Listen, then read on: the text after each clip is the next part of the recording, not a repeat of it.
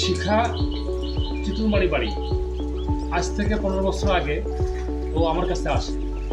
তার বাম পাশের ম্যান্ডিবেলে অর্থাৎ চলে হাড়ের টিউমার ছিল। টিউমারের নাম অ্যামোলোব্লাস্টোমা। এটি লোকালি মেলিগন্যান্ট এক ধরনের টিউমার।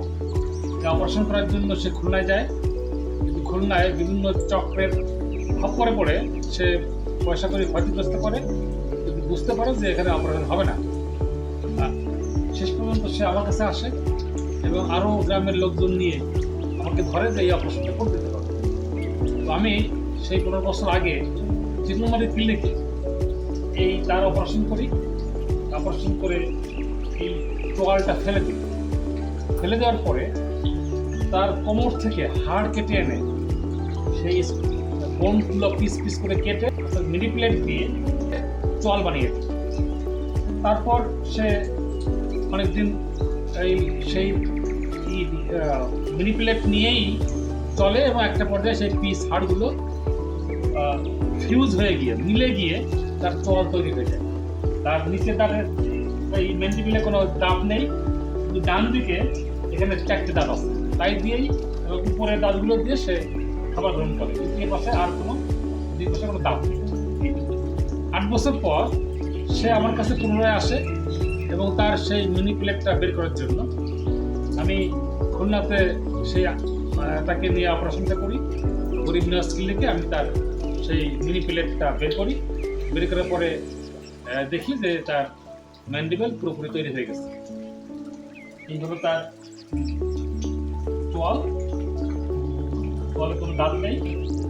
এইভাবে তার হলো এই যে ইনসিশন লাইন, একটাও ইনসিশন লাইন।